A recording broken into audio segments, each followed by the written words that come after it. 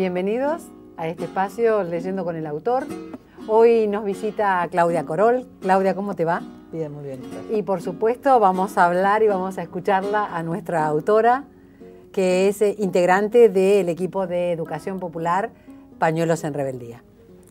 ¿Cómo fue que empezaste con todos estos escritos como periodista? Por supuesto, sos periodista, pero ¿qué es lo que te inspiró? Siempre me gustó escribir, desde chiquita te diría. Sí, ¿pero qué escribías? Y poesías, algunas cosas así que nunca salieron más que de una cuestión de los personal. cuadernitos. Y bueno, después empecé a anotar mucho las experiencias que hacía. Parte del trabajo y de las actividades que yo hago como educadora popular requieren de un registro, de una sistematización, y eso me gustaba hacerlo, entonces lo hacía con gusto. Y bueno, después comunicar lo que hacemos, comunicar lo que sentimos, lo que siento, fue como algo que se me fue haciendo bastante natural.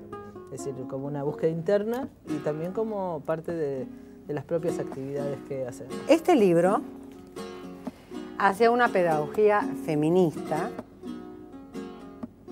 ¿De qué editorial es, Claudia? Es de América Libre. De América Libre. Y de Editorial Colectivo, es una coedición. Coedición. Este es el libro con el que vamos a comenzar nuestra charla de hoy. Sí, aclaro que es una compilación. Ajá. Donde justamente son distintos escritos de nuestro colectivo, del equipo de educación popular Pañuelos en Rebeldía, donde hablamos un poco de la pedagogía feminista. Cuando decís colectivo, un poco para nuestra teleaudiencia, ¿qué implicancias tiene el concepto colectivo aplicado a lo que significa un trabajo popular? Es un grupo, para decirlo así más claramente, un grupo que trabaja en común para tratar de realizar distintas iniciativas que tienen que ver siempre con la pedagogía popular, con la experiencia que podríamos referenciar en la pedagogía del oprimido de Paulo Freire en Brasil, como iniciador, pero que bueno, en la actualidad le estamos buscando distintos caminos y uno es cómo se entrelaza con la experiencia feminista, ¿no? Pensar cómo nos podemos... Una cosa que siempre está rondando en la cabeza mía, una sola, por eso no me animo más, es esta mitología donde las mujeres no somos capaces de estar juntas o de reunirnos o de establecer enhebrados o entramados para el bien común.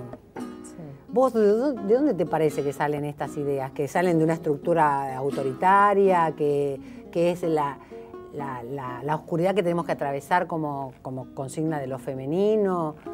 Es una cosa que siempre me ha preocupado, y como vos te dedicás a todo el tema de la libertad de género fundamentalmente.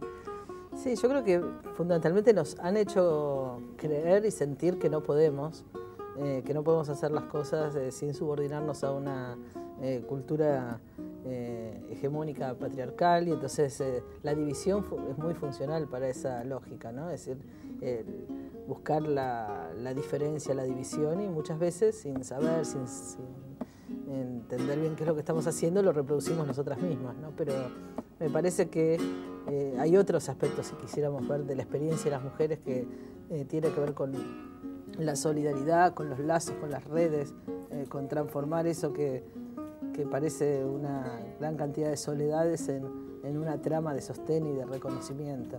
Y un poco hacia eso apuntamos con la experiencia de educación popular feminista. Pero ¿no hay un primer paso que tiene que ver con que una mujer tenga la idea de aceptar que puede confiar en otra mujer?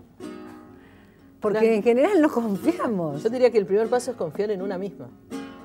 ¿Sí? Porque una de las cosas es que nos generan desconfianza en nosotras mismas, en nuestros saberes, en nuestras capacidades, y junto a eso, por eso también desconfiar de la otra mujer, de la otra compañera, de la otra hermana, de la otra... Bueno, pero si hay chistes, por ejemplo, que dicen que las mujeres tenemos un cerebro más pequeño que los hombres. Claro.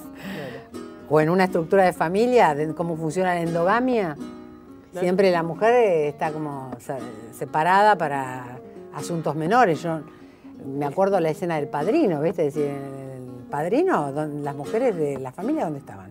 Claro, pero por eso te digo que primero hay una parte que es de reconocernos nosotras con nuestros saberes y con nuestras posibilidades. Y parte de lo que ha hecho lo que llamamos patriarcado, un sistema de opresión patriarcal, es hacernos desconfiar de nuestras capacidades, de nuestras posibilidades, que si nos hacen ese chiste nos reímos, ¿no? Y hasta nos causa por ahí simpatía. Gracia, nos parece que es natural. Y eso de sentirnos siempre subordinadas, por eso es muy funcional a esa lógica de construcción de un autoritarismo sobre nuestros cuerpos, sobre nuestras vidas, sobre una posibilidad de disciplinarnos, que resulta sumamente cómodo para quien quiera hacerlo, ¿no? Entonces a mí me parece que, por supuesto, lo que vos preguntabas, la posibilidad de reconocernos en la otra compañera, en sus saberes, de tener confianza en la otra, es básico. Pero es muy difícil confiar en otra persona si tampoco tenés confianza en vos. Entonces a mí me parece que son simultáneamente la confianza en una misma, la confianza en las otras mujeres, la confianza en lo que podemos cuando estamos en red o cuando estamos agrupadas, cuando estamos con capacidad de soñar. Aparte nos han tratado de matar el deseo, nos han tratado de plantear que el deseo es algo negativo, que es algo, ¿no? Es decir, es parte también de la cultura hegemónica, de la cultura patriarcal. Pero eso, ¿te parece que es un tema de género? Porque eso también incluye a los hombres en ese punto. El principio de rendimiento que suple el principio del eros. Sí, pero en el caso de las mujeres entiendo que se la marca más con el pecado, ¿no? Es decir, si un hombre, vamos a poner así, tiene... Sí, hasta el Código Civil de Vélez Sarsfield dice que el hombre puede tener una manceba.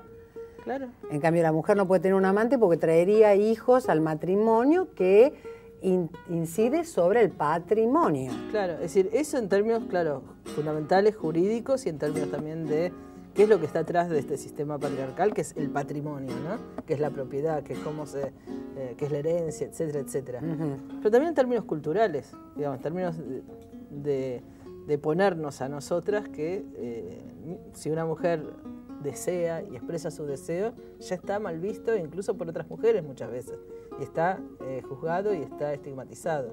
Y entonces, ¿cómo plantear otra lógica del deseo? Porque además sin deseo no hay transformación.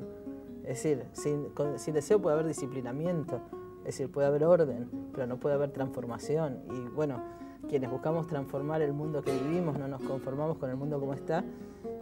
Incluso muchas veces dentro de bueno, este artículo tiene que ver con las posibilidades incluso de la izquierda, también reproducimos esas lógicas. Vos decís con respecto a una disciplina en cuanto a una obediencia, claro, como que cero creatividad, donde vos ejecutás. Y es que la disciplina y la obediencia sirven para reproducir, pero no para crear. Es decir, el sistema está de una manera y si yo con disciplina hago los deberes, sigue funcionando el sistema. Además me prometen la golosina al final del día. Sí, a veces. O por lo menos no el castigo, porque también hay una lógica de castigo. Es decir, si cumplís, bueno, en esa lógica, ¿no? Ajá. En el mejor caso tenés la golosina y si no, por lo menos te salvás del castigo que vendría si no cumpliste. ¿Sí? Nuestra invitada de hoy es Claudia Corol. Es una especialista y se dedica fundamentalmente al entramado y cómo se van armando los colectivos de lo que es educación popular y específicamente educación popular en el género, con asuntos de género. Ya volvemos.